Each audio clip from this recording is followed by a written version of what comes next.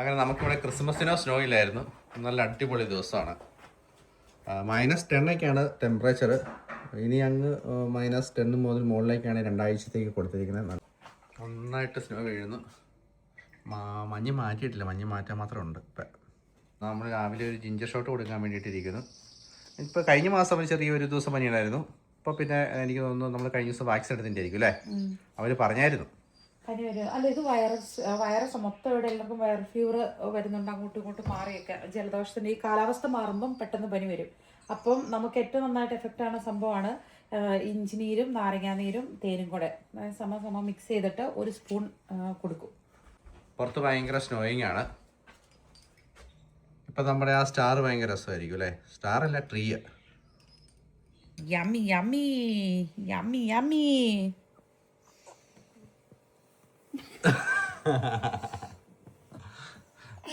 ഓ, വൈറസിനെ നമ്മൾ കത്തിച്ചോടിക്കും.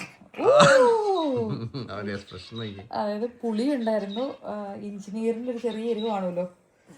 വെള്ളം തരാം. വെള്ളം വേണം. ഉണ്ട് ബേബി. ജസ്റ്റ് ഒരു 5 സെൻറ്റിമീറ്റർ കനത്തിലാണ് മഞ്ഞ് വീണിട്ടുള്ളൂ. ഇതുപോലെ ഇരിക്കണ്ടായിരുന്നു ക്രിസ്മസിന്. രാവിലെ കുറച്ച് കപ്പ വാങ്ങാൻ വേണ്ടി പുറത്ത് പോവാണ്.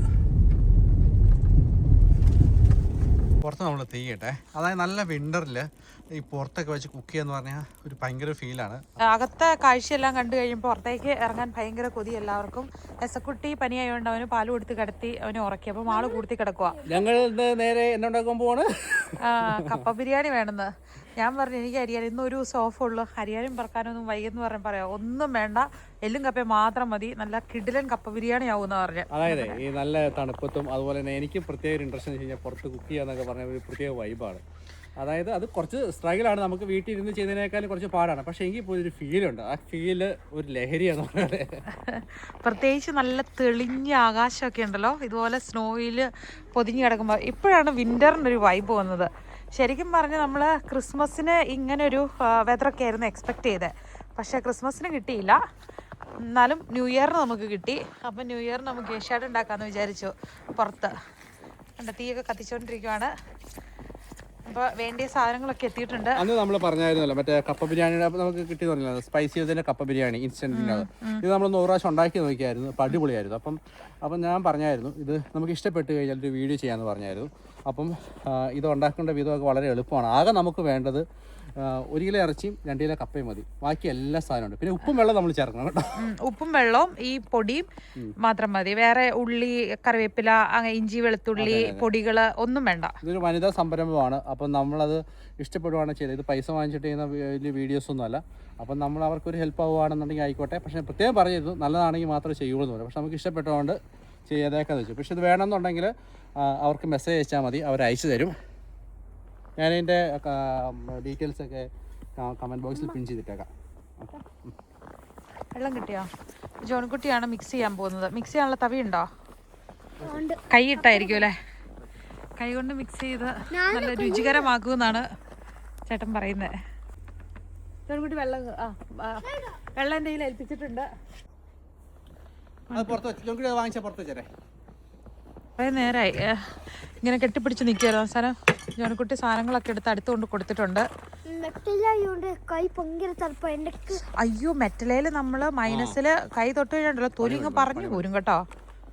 നിങ്ങൾ ഡേ കെയറിൽ നിന്ന് പഠിപ്പിച്ചിട്ടില്ല? ഇത് സ്കൂളിൽ പഠിപ്പിച്ചിട്ടില്ലേ? ഐസിൽ ഗ്ലൗസിലത് നനഞ്ഞോടത്തോടല്ലെന്ന്. അത് ഞാൻ ഡേ കെയറിൽ തൊട്ട് പഠിച്ചതാ. കുറേ ഞാൻ ഡേ കെയറിലാണെങ്കിൽ ഐസ് ഭയങ്കര മൈനസാണ്. ഒരു മെറ്റൽ സ്റ്റിക്ക് അതൊക്കെ ഞാൻ നാക്കിട്ടു. അത് സ്റ്റക്കായിട്ട് എനിക്കറിയില്ല എന്താ ചെയ്യാനുള്ളതെന്ന്. ഞാൻ ഒരു ക്വസ്റ്റ്യൻ പറഞ്ഞു, നീ പെട്ടെന്ന് ടീച്ചറിനെ വിളിച്ചാനെ. നാക്ക് സ്റ്റക്കായിട്ട് ഒട്ടിയിരുന്നപ്പോ നീ അങ്ങനെ പറഞ്ഞോ?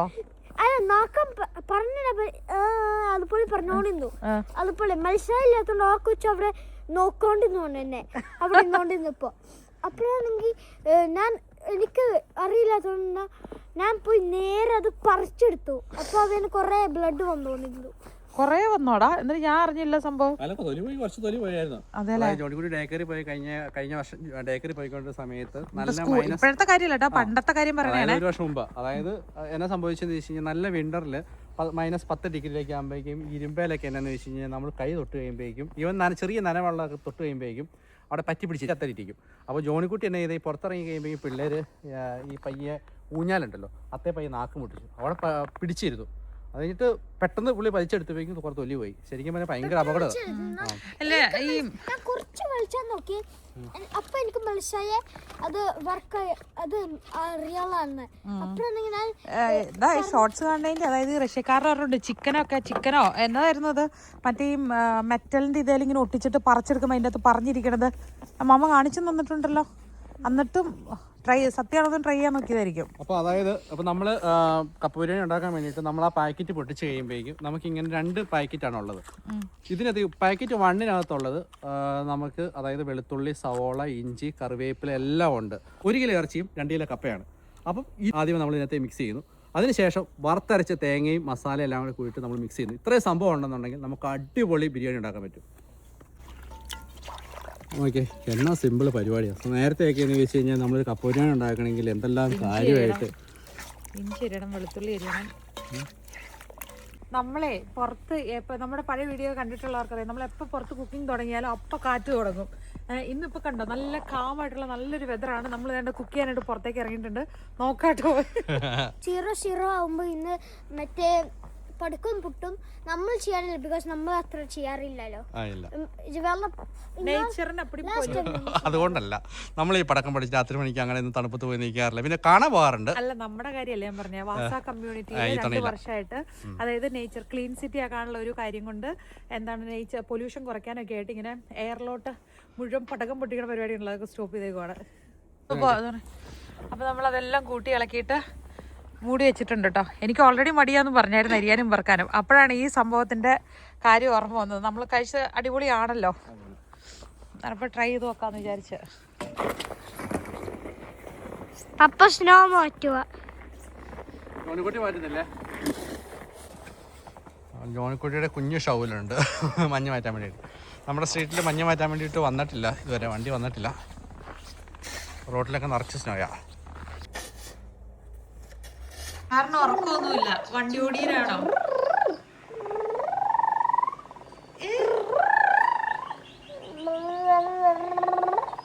പനിക്കാരൻ യശുക്കുട്ടി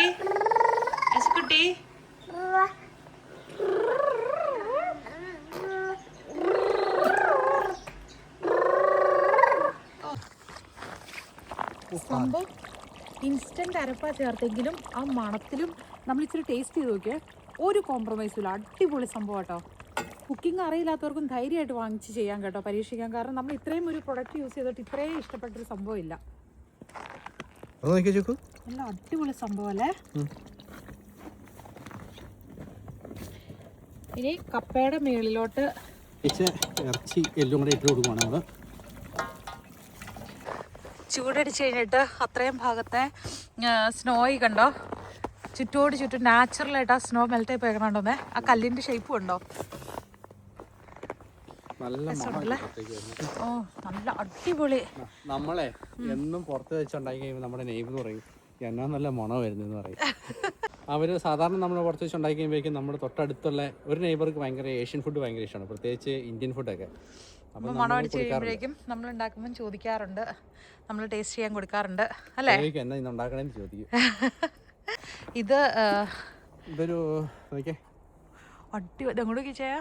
പക്ഷെ ഇതിൽ ഇന്നാളെ വീണപ്പോൾ ഇതിൽ നിറഞ്ഞുണ്ടായിരുന്നല്ലേ ഞാൻ ആ പോയ സമയത്ത്. ഏഷ്യാഡ് ഉണ്ടാക്കുമ്പോഴേ ഏറ്റവും ഏഷ്യാഡ് വേണമെന്ന് പറയുമ്പോഴേക്കും രുചിയൊക്കെ കാരണം ഇഷ്ടമാണ്. പക്ഷെ ഉണ്ടാക്കുമ്പോൾ ഉള്ള പാടെന്നാന്ന് പറയട്ടെ, മറ്റേ അരിയുന്നതും പിന്നെ നല്ല അരപ്പരയ്ക്കണതും ഒത്തിരി പാത്രങ്ങൾ വരും, മിക്സി ഒക്കെ എടുക്കണം, പിന്നെ അത് കഴിഞ്ഞ് ഇതെല്ലാം കഴുകി പറക്കി വെക്കണം. അപ്പം ഒരു എക്സ്ട്രാ. അത് മാത്രമല്ല നമ്മൾ ഓരോ പ്രാവശ്യം ഉണ്ടാക്കുമ്പോൾ ഓരോ ടേസ്റ്റ് അതെ. അപ്പം നമ്മൾ എന്നാന്ന് വെച്ച് കഴിഞ്ഞാൽ ഏറ്റവും നമ്മുടെ വലിയ പ്രശ്നം ഇത് തന്നെയാണ്. അതുകൊണ്ട് ഇങ്ങനത്തെ വലിയ സംഭവങ്ങൾ ഉണ്ടാക്കാൻ നേരത്തെ നമ്മളെ സംബന്ധിച്ച് വലിയ സംഭവം, കാരണം ഒരുപാട് പാത്രങ്ങൾ എടുക്കേണ്ടി വരും, ഒരുപാട് പ്രോസസ്സൊക്കെ ഉണ്ടല്ലോ, പ്രൊസീജിയേഴ്സ് ഉണ്ടല്ലോ. അപ്പോൾ അങ്ങനെ കഴിയുമ്പോഴേക്കും ഇന്നിപ്പോൾ എന്നാ ചെയ്താൽ ആകെ കട്ട് ചെയ്തല്ല കപ്പ അത് മാത്രമേ ഉള്ളൂ, വേറെ ഒന്നുമില്ല. അരയ്ക്കേണ്ട, അരിയേണ്ട, പിടിക്കേണ്ട ഒന്നുമില്ല. നേരെ ആ പാക്കറ്റ് പൊട്ടിച്ച് കുറച്ച് ഉപ്പും കലക്കി വെള്ളം കലക്കി അങ്ങ് ഒഴിച്ചതല്ലേ ഉള്ളൂ അല്ലേ. കറക്റ്റ് അതിൻ്റെ അകത്ത് ഇൻസ്ട്രക്ഷൻ കൊടുത്തേക്കുന്നതുകൊണ്ട് സൗകര്യമായിരുന്നു. അവർ ആ പറയുന്ന എമൗണ്ടിൽ നമ്മൾ ചേർക്കുവാണെങ്കിൽ അതിൻ്റെ കളറും അരപ്പൊക്കെ പാകത്തിലായിരുന്നല്ലേ. അതെ, ഇത് ഈ വീഡിയോ ഈ കാണുന്ന കവറിനകത്ത് സ്കാൻ ചെയ്ത് കഴിയുമ്പോഴേക്കും വീഡിയോയും വരും. പക്ഷേ കൊള്ളാല്ലേ. നമ്മുടെ മലയാളി ഫുഡ്, അതായത് ഇവർക്ക് 9 പ്രൊഡക്ട്സ് ഉള്ളതെന്നല്ല പറഞ്ഞത്. 9 പ്രൊഡക്ട്സ് ഉണ്ട്. അതായത് ചിക്കൻ വറുത്തരച്ച ചിക്കൻ കറി, അതുപോലെ മീൻ കറി, 9ഓളം ഐറ്റം അവർക്കുണ്ട്. വെറൈറ്റി ആയിട്ടുള്ള സംഭവമുണ്ട്. അതിന് അല്ലേ ഇളക്കാം.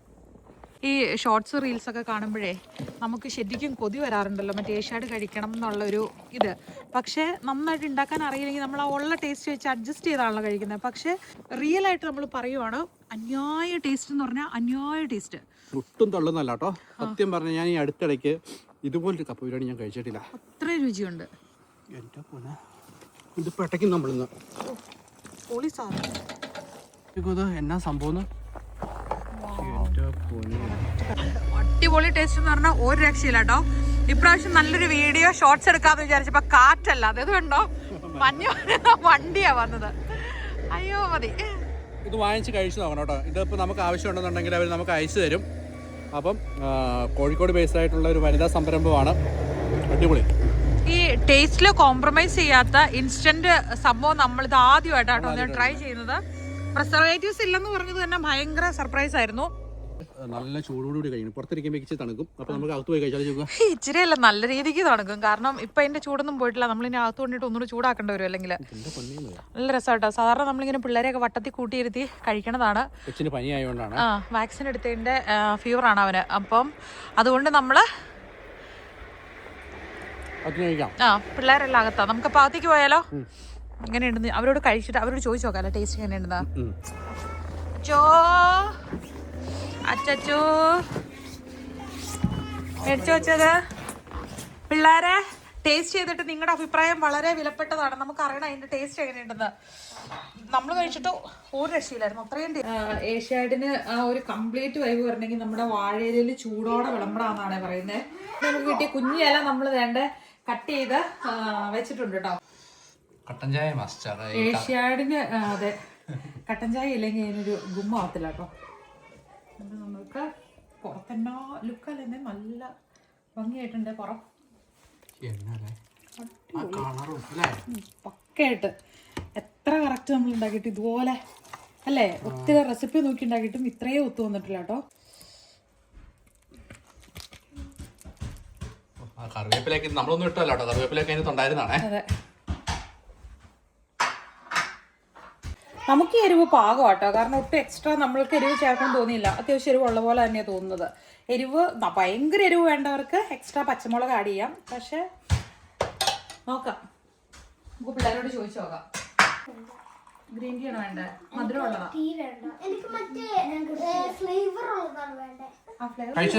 എങ്ങനെയുണ്ടെന്ന് നോക്കിയേ.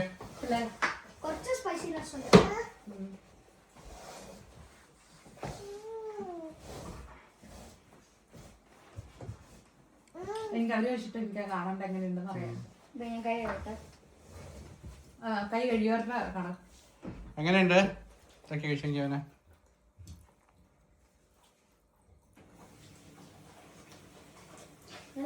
അല്ലേ, നാട്ടിൽ കഴിച്ച ടേസ്റ്റ് ഇല്ലേ?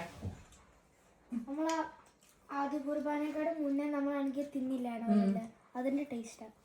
മറ്റേ നമ്മുടെ കസിൻസ് വന്നില്ലേന്നോ ഒരുമിച്ച്, നമ്മൾ ഒരുമിച്ച് തിന്ന.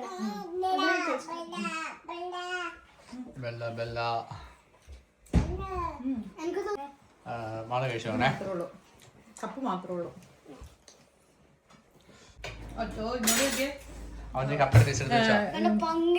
കപ്പ എടുത്തു കൊടുത്തേ പുള്ളി. കപ്പ എടുത്തു കണ്ട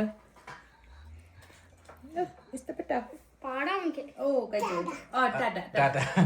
എങ്ങനെയുണ്ട് മാളു? നല്ലതാണോ? നാട്ടിലെ ടേസ്റ്റ് ഉണ്ടോ? നല്ല കപ്പയും കൂടെ ഒത്തു കേട്ടോ. പക്ഷേ എരിവ് കുറവുള്ളവർക്ക് എക്സ്ട്രാ മുളക് ആഡ് ചെയ്യാന്ന് പറഞ്ഞപ്പം ഞാൻ വിചാരിച്ചു തീരെ എരിവ് കാണില്ലാന്ന്. പക്ഷെ അത്യാവശ്യം എരിവുണ്ട് കേട്ടോ. ഇല്ലേ? അത്യാവശ്യം എരിവുണ്ട്.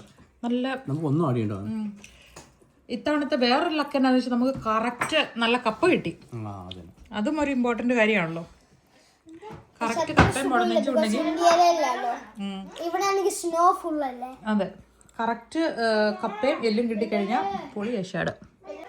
ന്യൂ ഇയർ ആയിട്ട് വളരെ ശാന്തമായി പോയ ദിവസമാണ്. കപ്പ ബിരിയാണി കഴിച്ച ക്ഷീണത്തിലാണ്. എന്താ പറയുക, ഭയങ്കര ക്ഷീണമാണല്ലോ. ഇന്ന് സ്പെഷ്യൽ ആയിട്ടൊന്നുമില്ല. സിനിമ കണ്ടു അല്ലേ? ആള് പകുതി കണ്ടല്ലോ. ചക്കി ക്ഷീണോട് ചൂടിയിരിപ്പുണ്ട്. ഇന്ന് എസ്കുട്ടിക്ക് പനിയൊക്കെ ആയിട്ട് ആകമൊത്ത ശോകമായിരുന്നു. എന്നാ ചക്കി പിന്നെ പിസ്സ വേണോ?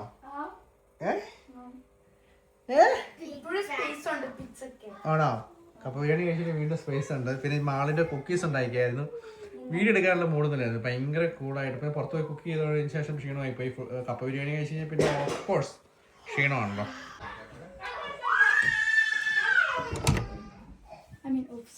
ഇവിടെ എന്നടി പരിപാടി?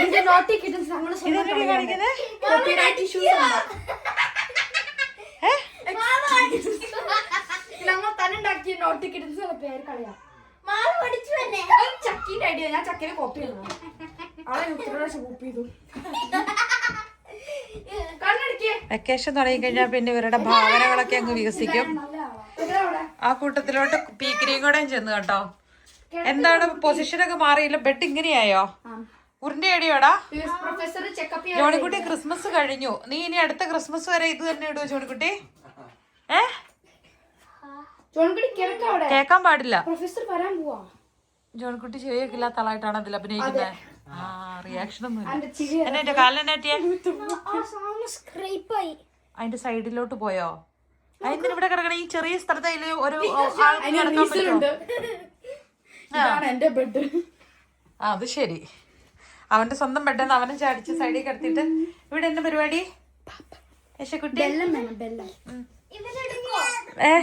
ഞാൻ പുറത്ത് ഭയങ്കര പടക്കം പൊട്ടുന്ന ഒച്ചയൊക്കെ ഉണ്ട്. കാണാൻ പോയാലോ? ഭയങ്കര ഇച്ചിരി കുറയ്ക്കാമോ? അതായത് ഇവിടെ നമുക്ക് പേഴ്സണലായിട്ട് പൊട്ടിക്കണമെങ്കിൽ നമുക്ക് ഓപ്പൺ സ്പേസിൽ പോയി പൊട്ടിക്കാനൊക്കെ പറ്റും.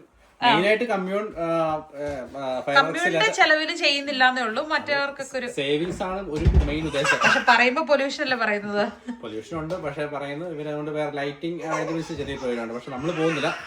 ഞാനും പിള്ളേരും ചിലപ്പോ ഒന്ന് പുറത്തിറങ്ങാൻ സാധ്യതയുണ്ട്. നാളെ എനിക്ക് മോർണിംഗ് ഡ്യൂട്ടി ഉണ്ട്. അപ്പൊ ഞാൻ വിചാരിച്ചു ഞാൻ കുട്ടീനെ കൊണ്ട് കിടക്കാം.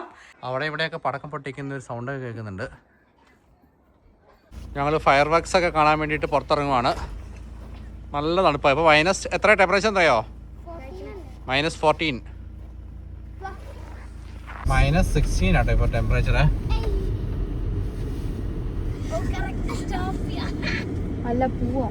നമ്മൾ ടൗണിൽ കൂടെയൊക്കെ ഒന്ന് കറങ്ങി. പക്ഷെ വലിയ ആഘോഷമൊന്നുമില്ല. എല്ലാവരും ശാന്തമായിട്ട് വീടുകളിലൂടെയൊക്കെ തന്നെയാണ്. ഇവിടെ ഫയർ വർക്ക്സ് ഒക്കെ നടക്കുന്നത് സാധാരണ രീതിയിൽ തുറസായ സ്ഥലങ്ങളിലാണ്. അപ്പോൾ ഇവിടെ കുറച്ച് പേരൊക്കെ എന്തൊക്കെയോ നടക്കുന്നുണ്ട് അല്ലേ? ഉണ്ടല്ലേ? ആഹാ, അടിപൊളി. ഇവിടെ സ്റ്റേ ചെയ്യാൻ ആക്ച്വലി ഇതൊരു ബീച്ച് സൈഡാണ്. ആ വണ്ടികളൊക്കെ നിർത്തിയിട്ടേക്കുന്നത് ഫയർ വർക്ക്സ് ഒക്കെ ചെയ്യാൻ വേണ്ടിയിട്ട് ഓരോരുത്തർ കൊണ്ടുവന്നേക്കുന്നതാണ്. നമ്മുടെ വീടിൻ്റെ അടുത്ത് നിന്ന് ചെയ്യാൻ പാടില്ല എന്നുണ്ട് ഇവിടെ.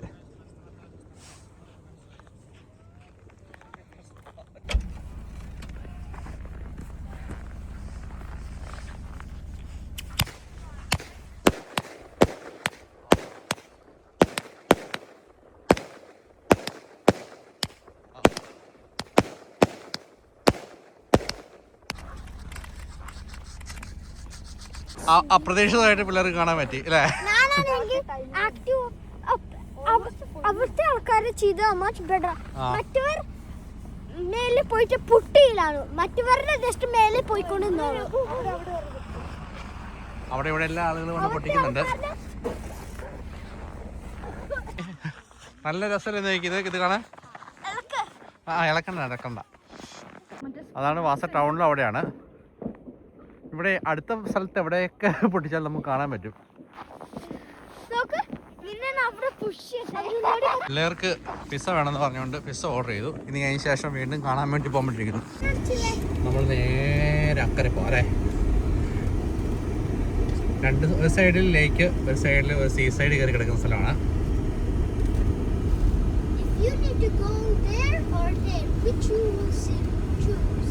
പിസ്സ കഴിക്കാം നമുക്ക്. ഡിക്കി ഒപ്പടി ഡിക്കി മറ്റേ ഇതുപോലെ ഒരു ബെഡ്റൂം പോലെ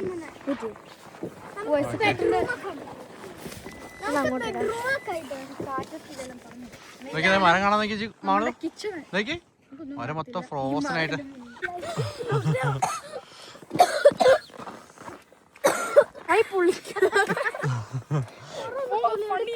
ഭയങ്കര ചൂടല്ലേ?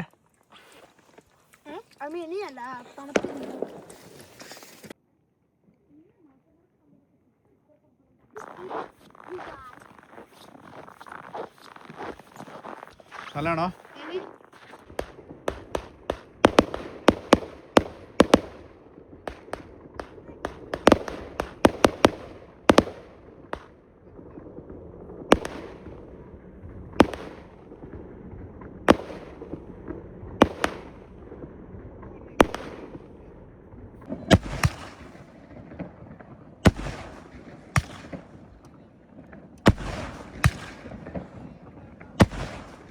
പന്ത്രണ്ട് മണിയൊക്കെ ആറായപ്പോഴേക്കും ഒത്തിരി ആളുകൾ വന്നുകൊണ്ടിരിക്കുകയാണ്.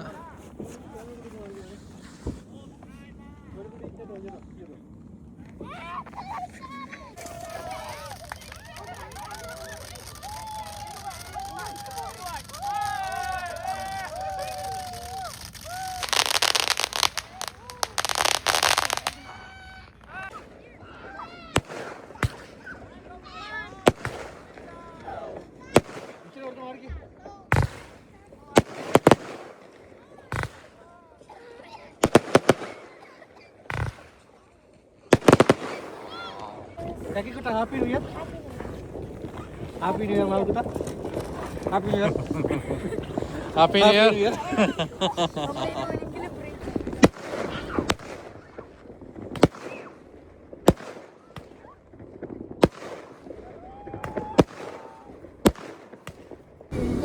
അങ്ങനെ നമ്മൾ ന്യൂ ഇയർ ആഘോഷം എല്ലാം കഴിഞ്ഞിട്ട് നമ്മൾ തിരിച്ചു പോവാണ്. അതല്ലേ, സിറ്റിയിലാണ്.